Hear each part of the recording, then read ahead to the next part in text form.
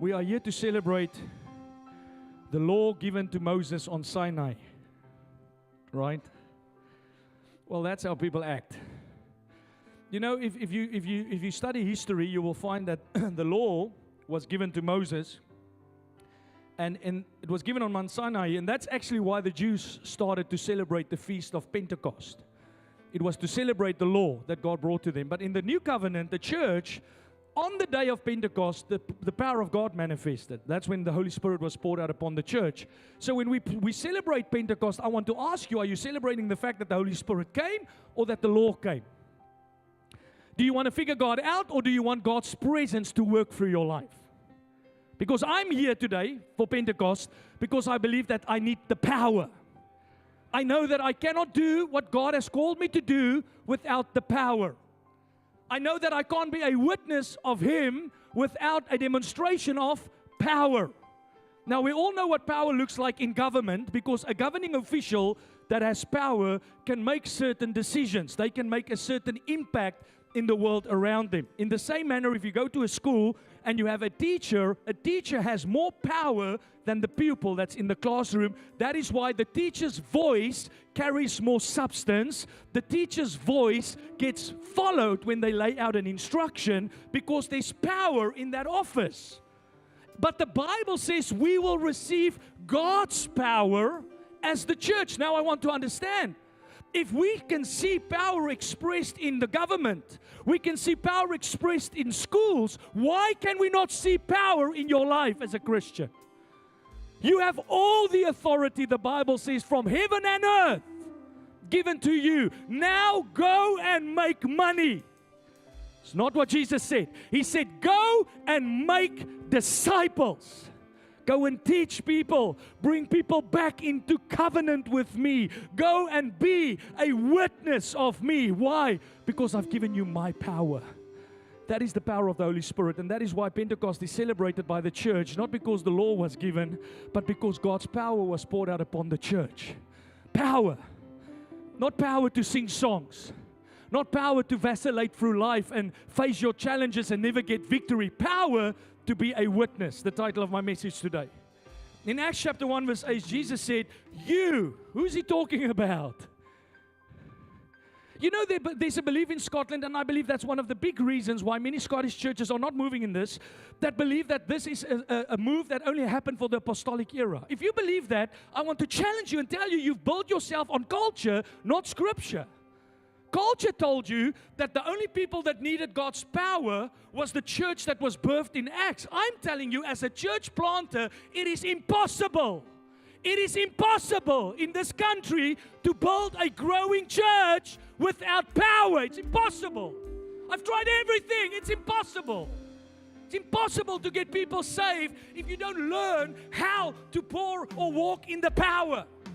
That's what I'm teaching the people around me, because they think it's going to come with more intelligence. It's going to come with better gimmicks. None of those things will change a man in Scotland. The only way they will change is if God shows up in their hearts. It's the only way. I sat with the minister on Friday there in Glasgow, a pastor, and he's been in this country for 30 years longer than I have. And he asked me, he said, Jeff, how do you experience Scotland? I said, I'm going to be honest, and I'm going to tell you what I feel. I can't speak on behalf of the news, and every Facebook post tells me the country's in revival. Our church is called Revival Church, and I tell you, I do not see revival. I see it with my heart, but I don't see it with my eyes. With my eyes, I see religion as far as I look. And he said the following to me. He said, bro, in this city of Edinburgh, if you want a soul, you need to fight for them. Because this country won't give them up that easily. And that is why you need the power. You need power. It's not good enough to have home cell on Wednesday night and have nice songs playing, and you've got a great cuisine laid out for the people. It's not good enough, CRC, that people come to our church and they see all the lights and the camera, but when they walk and touch you as an usher, they touch you as a leader, there's no demonstration of power. It doesn't matter. None of those things will change people. None of those things will bring impact to our nation. That's why Jesus said, if you want to be a witness of me, go and wait until I fill you with the Holy Spirit that will make you a witness of power. Not a witness of information. Not a witness of your church. Oh, you must come see what my pastor is doing. That is not what Jesus said. They shouldn't come and see what your pastor is doing. They should see what you are doing. But very few people are doing anything. That's why they have to talk all the time about what the pastors are and are not doing. Before you send me a message or an email what I should do, I'm going to ask you, what are you doing? That's again why you need power. Listen, church, the time in Scotland for church games is long gone. This country is heading down a slope of religion and ultimately secularism. Young people do not want to be entertained. And if you go for entertainment, you will keep them plugged in for a short season. You will have a window where they will be entertained. But there will come a day where entertainment cannot take them where they need to go. They need to grow deep in this. They need to grow like a Daniel. Daniel did not become a Christian with great courage and boldness because he sang songs at a conference. Daniel knew God. Daniel walked with God. That's why Daniel was zero compromise in his stance before the Lord. You can put me in that lion's den, I will not shift. Why? Because he knew that God is with me. And if God is with me and I perish in His will. Something people keep thinking in this world, if you are following God, it's going to be easy for you. It's all but going to be easy for you. It's going to be exactly the opposite. That's why I'm going to teach about it tonight. Jesus said that there's persecution coming your way. The church today can't even face persecution. When we face persecution, what do? We compromise. When we get persecuted, we get all timid. We get all frivoled up. Suddenly you don't want to speak so loud anymore. Don't change the sound on my stage here, please, because it changes how I feel it. I don't feel what you guys feel. So they become all timid. A Christian that was at some point radical for Jesus has now become so full of sin because he's trying to keep his old friends happy. You're trying to keep all these worldly people around you happy, and you don't realize that it's affecting your testimony and witness to God. So God wants to build you in courage, in boldness, in faith. And that doesn't happen by singing songs. I've sung a lot of songs in my life. And I'm not where I am today because I've sung songs. I am where I am today because of the journey I walked in faith. By the Holy Spirit. So Acts 1 verse 8, let's read it again. You will receive power. Power. Power. Power. Not the pastors, not the parish or the clergy. You will receive power when the Holy Spirit comes upon you. You. There's no timidity when the Holy Spirit comes upon you. There's no compromise when the Holy Spirit comes upon you. There's no lackadaisical when the Holy Spirit comes upon you. The reason you can serve God lackadaisy is because the power is not working in your life. You will receive power when the Holy Spirit comes upon you. Let's read the rest. And you will be my witness. Do you want to be a witness of Christ? Do you want people to see Jesus through your life? Well, I'm glad. But therefore you need the power. You're not going to get people saved in Scotland. You're not going to get the opportunities that God wants you to get if you live with the influences of the system. See, the carnal world has influences. The secular world has influences. There's certain ways to get to the top. There's certain ways to be successful if you do it in the world. Sleep with your boss. Make friends. Network, which is something Christians love to do. They network. But I've learned as a young Christian, I was taught, don't network, do God work. Let God take you when the opportunity comes. Let God raise you up. Don't network your way to the top. Serve your way to the top. That's what I was taught. So in the secular world, people network and they scheme and they use money to buy influence and they use money to manipulate. They come to you and say that they will help you with something, but there's a string in the mix. They have a hidden agenda. Then you come to the kingdom of God and God starts to teach you, hey, if we're going to do it my way. If we're going to do it the Bible way, which is what? You lay your life down. You give up all your privileges. You stop jockeying for a position to become famous. You lay yourself down at His feet and you ask Him, Lord, if it's your will and when it's your time, you lift me up. Kingdom. And therefore, again, you need the power. Because I want to be a witness. And before I was a pastor, when I was working in the world, every person in my company knew I was a Christian. Everyone knew. Everyone knew. I made sure they knew. Because I was intentional to express the power. Wanted everyone to come to church. I wanted everyone to come and hear God, whether I couldn't speak English or not. Because people tell me, Pastor, but we're from third world countries. I am from a third world country. I come as almost said a bad word now, from a country, I didn't know the first world nation.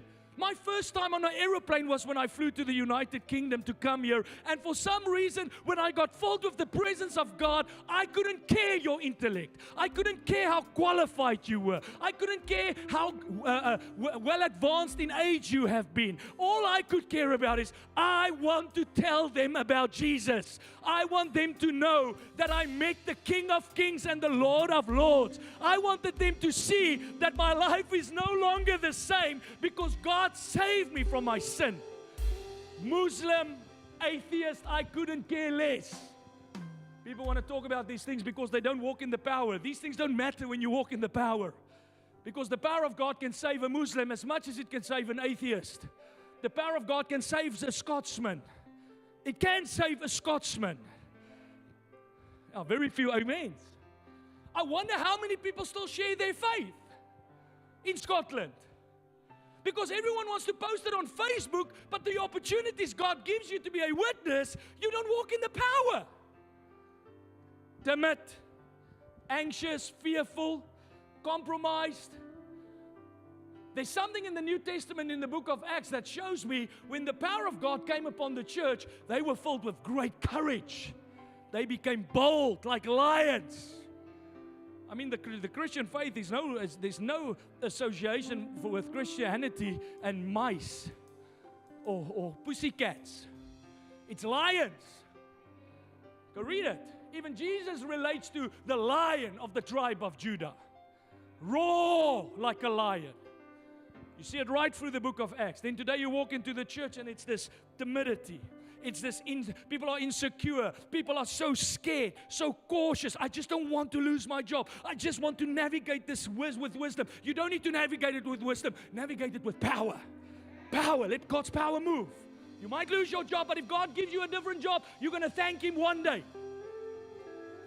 Are you there? Say power.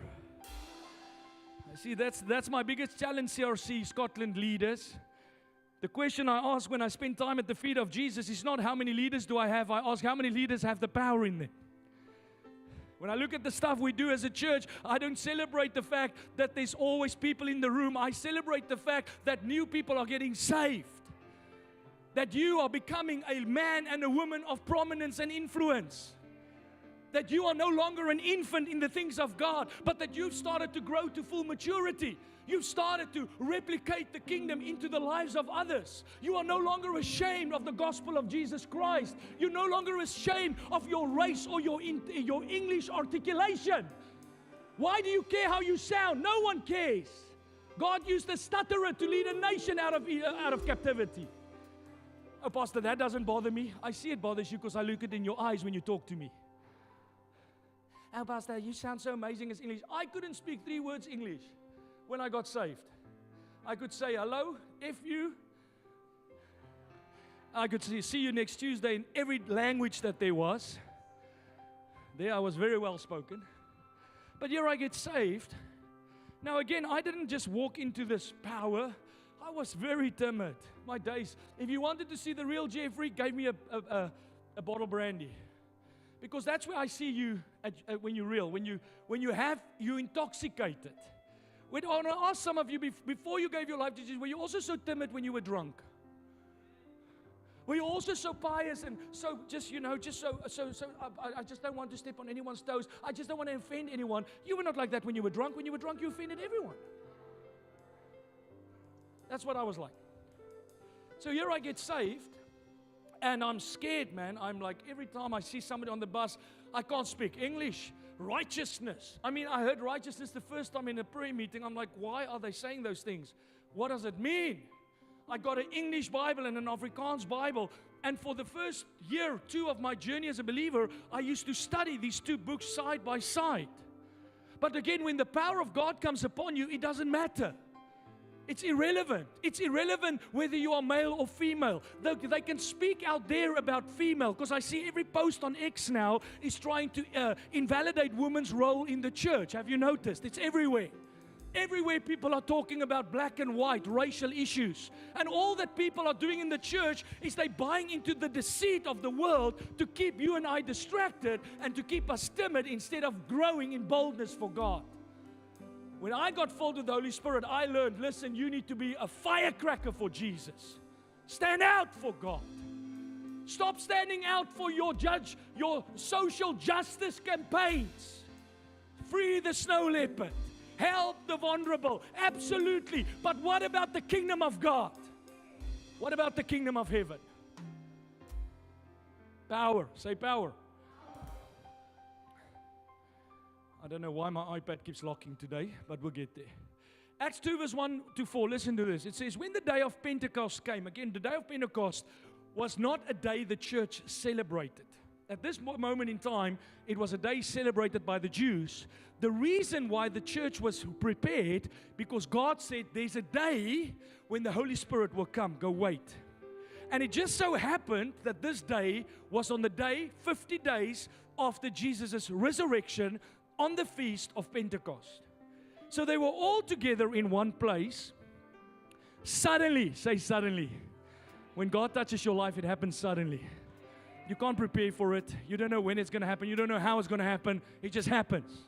Suddenly, a sound like the blowing of a violent wind came from heaven, and it filled the entire house where they were sitting. They saw what seemed to be tongues of fire that separated and came to the rest on each of them. All of them were filled. Say with me, filled. Filled with the Holy Spirit. And they began speaking in other tongues as the Spirit enabled them. The church was birthed on this day. And interestingly, Jesus did not birth the church by impartation of wealth. You know, most people, if you ask them, why don't you do something for God? They will say, I don't have money. Why don't you start that business? I don't have enough money. Why don't you start that home cell? No, I don't have a perfect venue. The demonstration of the church, the birth of the church was never about material things.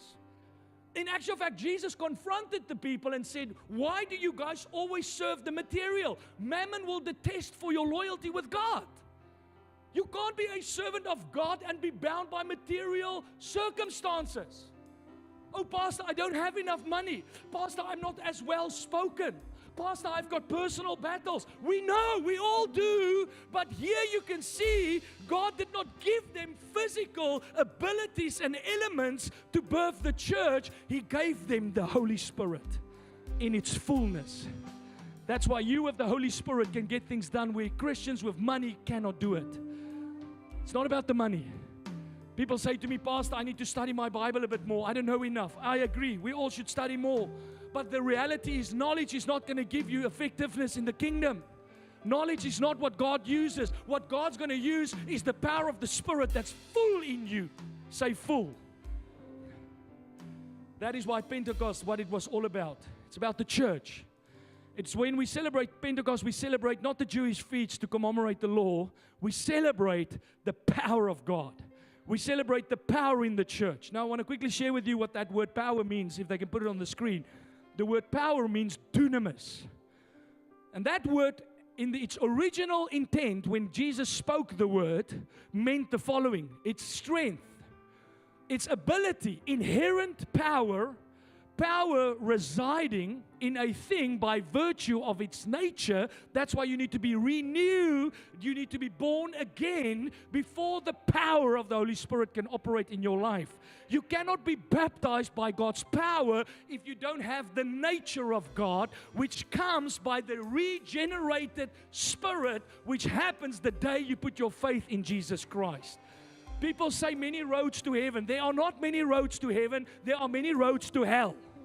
There's one way to heaven, and the door to heaven is the Son, Jesus Christ. Because when you put your faith in the Son, Jesus Christ, the Bible says you get born again. Nicodemus was conflicted by it. He said, what do you mean? How can I go back into my mother's womb a second time? I'm an old man. Jesus said, you do not understand the things of the Spirit. I'm talking about a regeneration that happens inside of you the day that you cry out to Jesus Christ as Lord and Savior. So what does that make about Muslims, Pastor? Nothing. They're just religious. Like you get religious Christian. I was one of them. There's no difference between them. There's no difference between atheists. They are all people that follow man's ideas. I was a Christian all my life and I never met Jesus, so I followed man's idea. There are thousands upon thousands of Christians in our nation that does not know God. Every Tom, Dick, and Harry on Facebook wants to share a Christian value, but the question is not, do you adhere to Christian values? The question is, are you born from the Spirit of God? If you're born from the Spirit of God, you've been adopted into the household of faith. I am all for Christian values and morals, but I'm not for it when you start pointing the finger because you use it as a moral high ground, but you yourself have never been adopted in the household of faith. You have to get adopted by God. Oh, we are all children of God. We are not all children of God. My own child is not a child of God. I'm a pastor. My son David needs to come to Christ like you, like I. I raise him to know God. I raise him to believe in God. But I'm going to teach him, David, unless you make the decision one day to make him the Lord of your life, you will perish in your sin. As my own son, my own flesh and blood. Oh, Pastor, my granny was a Christian. How do you know? She had a Bible. Well, there's many Bibles in hotel rooms over our city. That means absolutely jack all. You are a Christian when you've been adopted in the household of faith. And there's one way to get adopted, not by your son. The Bible says, I will not even remember your parents' righteous works. My dad's righteous works, if there were any, has nothing to do with me. Go read Ezekiel chapter 36. It is your own position before God that matters. Oh no, but we've always been Christians. I'm fourth generation Christian. Well, you're the first one in the fourth generation that lives like the devil. You maybe sound like a Christian. Yeah, well, I want to talk about this because many people think they're Christian because they grew up in a Catholic household. I see it all over my Twitter. Listen, I tell you, the time when I decided to go off social media has been the best for me because people are wacko. And because they have a platform, everyone listens to them as if they are the bearers of truth. No one reads the Bible. Everyone is just following man's idea. My Bible says, if you are not born again, you will never enter the kingdom of heaven. Never. You can wear that red t-shirt till the day Jesus comes back. If we did not get you born again at some point in this journey, you are going to perish a sinner. And you will live a life eternally separated from the presence of God. Scottish, Polish, South African, Gabs, whatever country you are from. It doesn't matter. What matters is where are things between you and God. That matters. Oh no, Pastor, my granny was very loyal to the Lord. I know. So was Eli. But the Bible says Eli's sons were wicked in the eyes of God. So don't talk to me about generational impartation. There is a generational impartation, but most parents don't do it because most parents just live for themselves and then they want their children to go to heaven. Your children can't go to heaven just because you live for yourself. People don't read the Bible. If I serve God all the days of my life and I die a believer, and my son decides I don't want anything to do with this God, do you truly believe because he grew up as a pastor's son that he's got his inheritance with God? There will be certain privileges he will have because of God's covenant with me. Absolutely, I agree with that. God's covenant is truthful. If God makes a covenant with me, that promise will last to the generations of my generations. That I believe. That's why you will see many Jews that are extremely blessed today. They're still living in God's promise. They live like devils, but the covenant was made to Abram, their forefather. That's the faithfulness of God that we will never understand. But if my son David don't come one day to his senses and repent, not say sorry, repent. Repentance is a change of heart, change of mind. You know, God, And you don't always have to cry, because I cried, and I use the example because it was such a real expression, but you don't have to always cry. But I sat in church, and in that moment, it was a split second, I just felt this conviction in my heart. I didn't know the people in the room, I just felt the sense that, listen, I need to make right with God. Now, I've never met God. I didn't know if this is even true. How do you know? How do you know if it's your first time here? This can be a farce. But I sat there and I felt something that I've never felt before. And then I prayed a prayer and I said, Jesus, if this is true, if you are truly the King, the Lord, the Savior of humanity, I need you to save my life. Not save me so I can carry on sinning. I wanted out of that stuff. You get saved and you go live like the devil and say you're going to heaven. Were you even saved? Salvation takes place when your heart grieves sin. You grieve unrighteous living. I don't want anything to do with that, but I can't change myself. I need you, God, to reach down and touch my life. And I became born again. It's a work of grace. The Bible says no man can earn this. There's no recipe for this. It's a posture of the heart. The heart that's open, the heart that surrenders, is the heart that God comes and fills. Are you still there in Glasgow? Say amen in Glasgow if you're still there. So, we're talking about power. The first thing is strength power. Then it's ability. Leave that thing, I don't want it. Ability, inherit power. It's a thing of virtue of His nature. Then listen. Listen, Linda, are you listening? Listen, Linda. It's the power of performing miracles. Don't see much of that around. I see a lot of people, almost said the B word, complaining. I see a lot of people pointing finger, but I see a few people stepping in and doing miracles where it's needed. I see a lot of people hopping from church to church trying to find an environment where their needs are met, but I seldom see them leave there and changing the world. Preach us happy, Pastor. Make the church about us, Pastor. The Bible says the power is for miracles, healing, setting people free, changing the nation. Not by sitting and raving. I'm not raising up an army of cheerleaders. You don't have to clap hands for what I'm doing. You need to learn from my life. Paul said, pattern according to my life. Timothy, pattern my life, pattern my faith, pattern my commitment to God, pattern my passion for God, and you go and be an imitator of that. Don't celebrate it. Oh, you must come and see our pastor. I tell you, most people that sow against Scotland is a key. I asked ChatGPT one day, and I said, what's the difference between Scottish Christians and English Christians? I'm not talking language now, okay? English like race. Or what would you call it? Ethnicity. And you know what ChatGPT said to me? The Scottish church hates, what was the word they used? It wasn't idolatry. I want to find the word. Hates this Christianity that puts people in the limelight. I'm like, kudos. Well done, Scotland. Love it. But then why, if you have an issue with people in the spotlight, do you act like I'm different from you? Why do you expect me to show up but you are hardly here? Why do you clap hands when God moves through my life, but I can't see God move through your life? Now everyone's looking down. Because the church says they don't like men in the limelight, but you've put some people in the limelight because you think God treats us different from what He treats you. You think God expects different from me than He expects from you. There will never be a year in my life that God will be okay if I procrastinate. Never.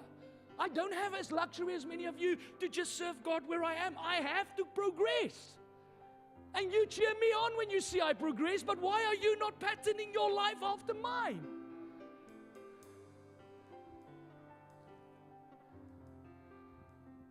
Is that making sense to you? Some of you look confused or asleep. Don't sleep when you're 17. I'm going to throw you with the mic. In the love of the Lord. Well, you won't forget this service again. I promise you, if I throw you with a mic. And you will never sleep in church again. Not in this church. Because you know mics fly. Miracles. Then there's the moral power. We're going on with the explanation of power. There's moral power and excellence of soul. We're going to talk about that tonight, where you have self-control, ladies. You don't just live how you feel. You don't just always wash your mouth because you had a bad day. You don't just give up on things because you have a bad week. You don't just, as a 20-year-old, quit because you just think it's okay. But if anyone else does it, you have a problem with how they operate. Because not one of you, my son this morning walked into the bedroom, David, and he looks at me and he says, I'm the leader of this house. I said, okay, tonight you cook, you cut the grass, you provide for this household. And he's like, no. I said, no. You can't be me without having the responsibilities I have. So I listed to him. I said, okay, now you're going to pay the bills. You're going to start providing. I want you to take care of us. Tonight you lock up. You make sure everyone is safe. 5 seconds later, he's like, I don't want to be the leader. You are the leader. Now again, that's funny. But if you think like that, you are a 6-year-old in the spirit. Because David is 6. When David gets older, David is going to push back and say, Dad, I want a place of my own, thank you. Dad, I want to pay my own bills. Dad, I don't want you to wipe my nose anymore. I can already see how David, in certain settings, starts to get frustrated if I do things with him that I did before, because he's growing to be a man. But in the church, why do you stay a snot-nosed Christian? Why is nothing changing around you? You are too happy that Pastor Jeffrey is the leader of the church. But if you grow as an infant into maturity, there will come a day where you say, God, now you bless the work of my hands. Bless the work of my hands. Prominence in this land. Root me in this land. Provide for me in this land. Prosper me in this land. Use me as a blessing, like Abram asked God, I want to be blessed to be a blessing here in Scotland. Why is many of you not getting there? Many of you are enjoying the journey. Come when you want, serve like you want, reach souls like you want, pray like you want. Then you say, Pastor, we don't like about men being in the limelight. I've never asked to be in the limelight, but very few of you want to step into the light. You all want to operate in darkness. Shadows, hiding in the back just to be sure that Pastor is okay. I am okay. I was okay before you started hiding in the shadow. We never wanted you to hide in the shadow. We wanted you to grow and to pattern and to grow in prominence. We wanted you to become spiritually whole and courageous and strong.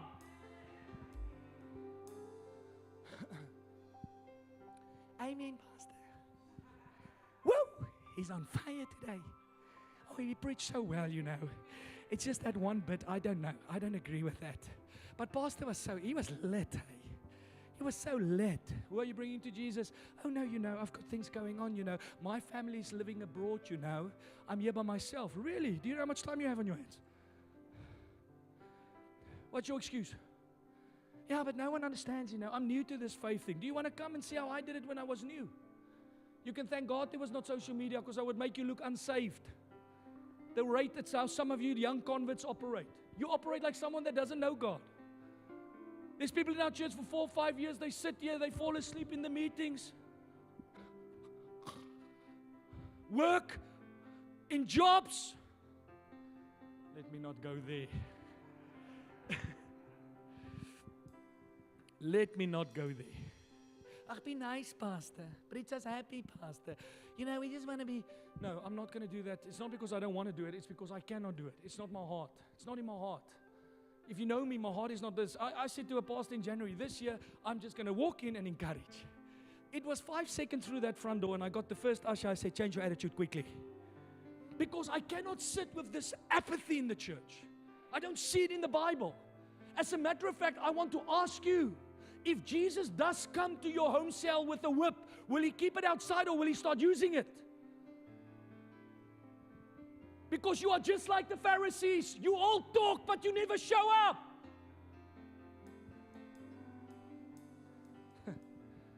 Let's go on.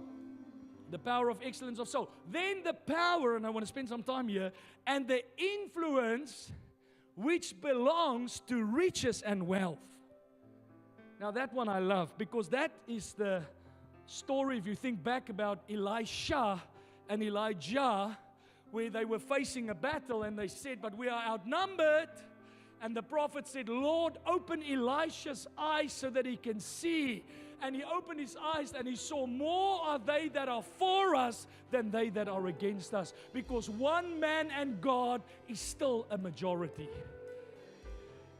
Jesus had to feed 6,000 people. No money, no provision. There were no restaurants on Just Eat.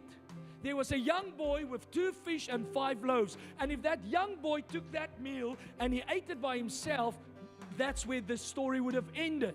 But he brought it to Jesus, and the Bible says he looked up, he prayed, and he blessed it, and he broke and he multiplied it.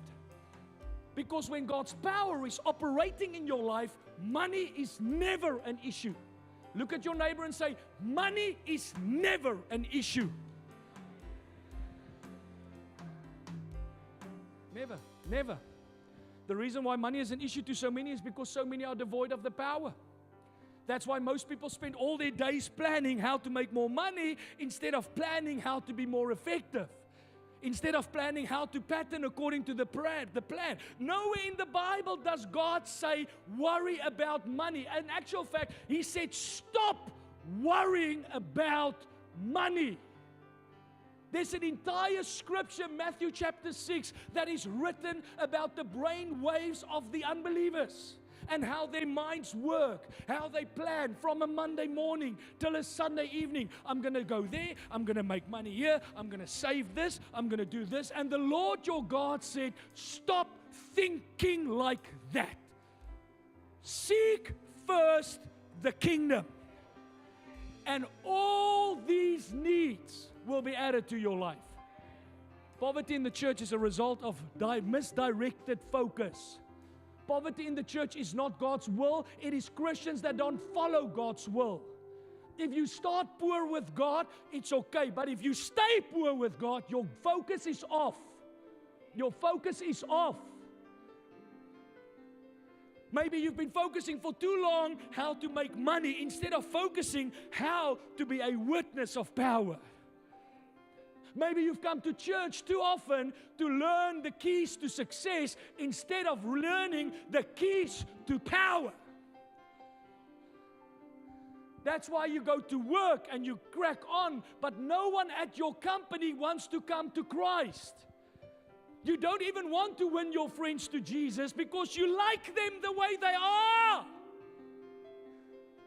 The first thing when God baptized you with fire, you want to change people. I don't care how righteous they might look. I don't care how well they live. If God brings people into my life, there's a desperation in my heart to leave them better than I found them. Oh no, I don't want to bring my friends to church because they're not going to like the church. No, they're not going to like when they see how you are in the church. Because they see a version of you out there that they won't recognize in church because you fake. You fake. Fake. You fake. Fake. Fake. You've got the label, but there's nothing inside of you. Nothing.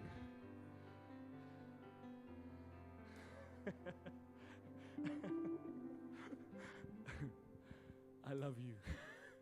Even if you fake. We just don't like how you think. It's fake Christianity. It's fake. I remember even now I've got a friend that I'm busy working. He's a Christian. But every time I sit with him, it just pours out of me. Shared with him on Friday night how God saved me, how I got baptized. He sat there, he's like, listen, can I ask you a question? I'm like, yeah.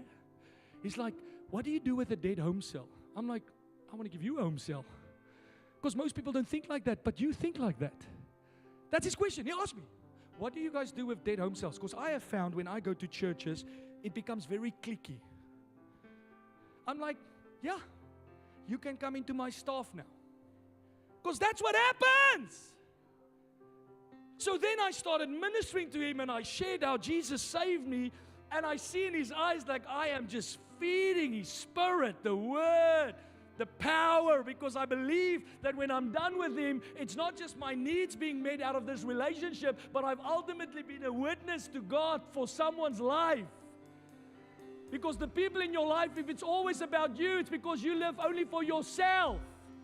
But if you live for God, you want to help those people back to God. You want to bring them closer to Christ. You want to be an example for them to one day walk into the throne room of grace. But if it's all about you, I don't want to talk to them about my church because they might quit on me. It was never supposed to be about you. It was supposed to be about Him.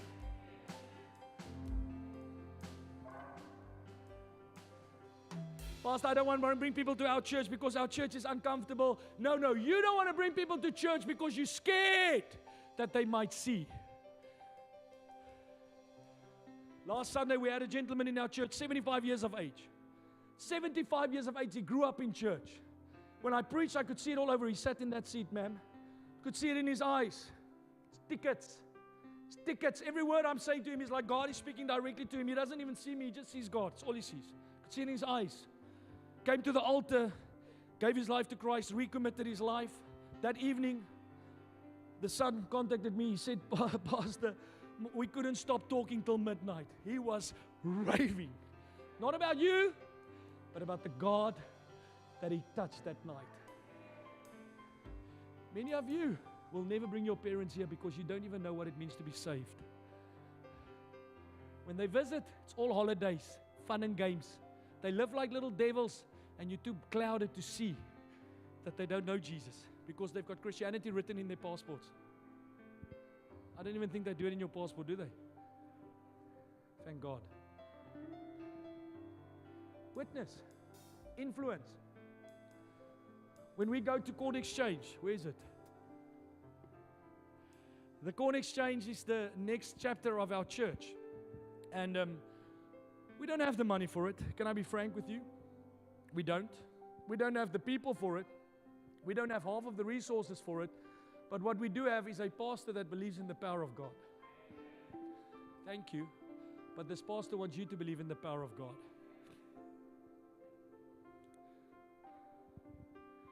10 years. 10 years. God did 2 churches out of 1 family that believed in Him. Why does it take 4 years for you to do 1 person? How can you sit Sunday after Sunday receiving the Word of God, hungry for the presence of God, but it doesn't change you? How do you lead people and nowhere does the penny drop? I cannot do this with human effort. I cannot be effective if the presence of God is not resting upon my life tangibly. Tangibly, meaning if you walk into an environment, the atmosphere shifts. You open your mouth, you feel God is in this place. The years are ticking on, ticking on, ticking on, ticking on. Go, Pastor. Go, Pastor. Take territory, Pastor. Break ground, Pastor. Win souls, Pastor. Preach the gospel, Pastor. Okay, go win your world for Jesus. No, I don't like the way you guys do stuff. But then stop cheering me on. Stop cheering me on if you don't like the way I do things. And by the way, it's not me, it's the power. Because you know how difficult it is to do it in the human effort. It's impossible.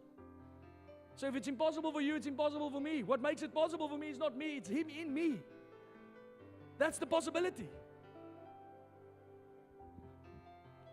So again, God says you will have the power and the influence which belongs to riches and wealth. Rich people have a certain aura about them. When a rich person walks into an environment, he flashes his cash, things happen. When a rich person walks into an environment where there's poverty, he changes the poverty. When he walks into an environment where people are stuck, he makes ways, he finds ways, using his wealth to bring change there.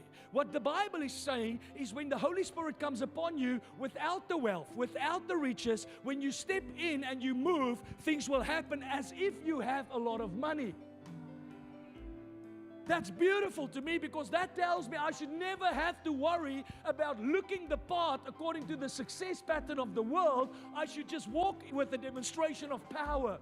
That is why you will find the apostles were standing in front of the heads of state, influencing the heads of state, while most Christians today can't even influence a poor man.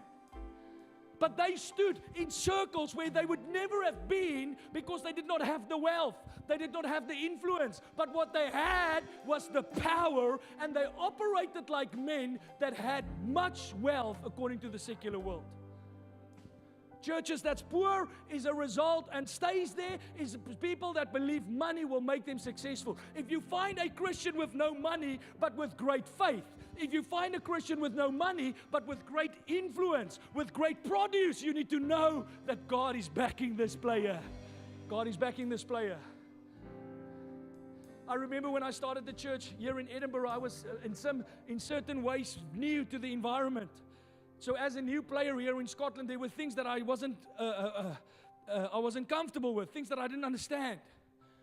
Because it was a new season of my faith and a new season of my journey. And I remember there was a rich man, a millionaire that came to our church. And one day I stood with this millionaire, and suddenly I had this voice in me that says, "Oh, but you can't tell him anything." And it was in a moment as if God said to me, "If you believe that lie, you don't know the power of God." And I made my mind up. Excuse me, brother with the millions, we don't do that here.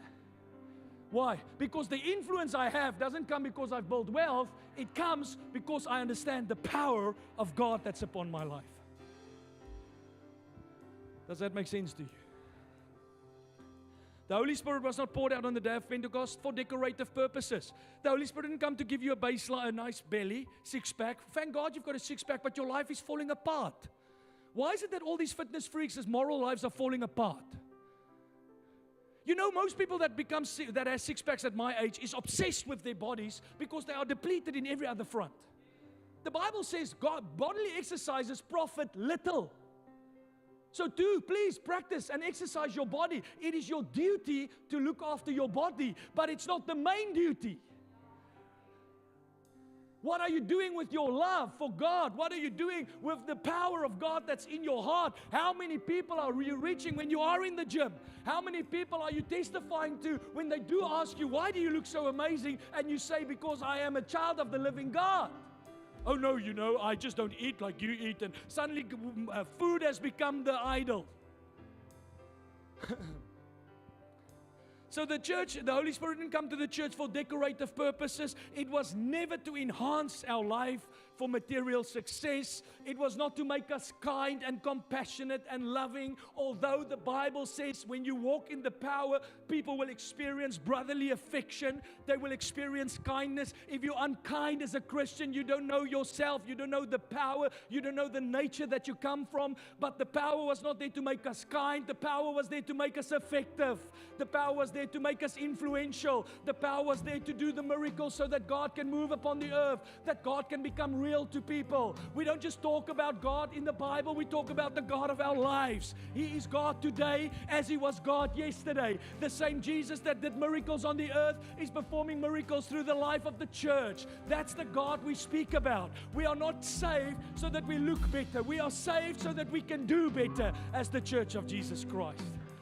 That's power. That's power. I'm almost finishing. Supernatural ability to perform miracles. And as people have influence in the world, listen to me, young person, if you work in a company and you catch what I'm saying today and you start growing in God, nothing will stop you. You will become the standout man with the lowest education. Education has absolutely nothing to do with it.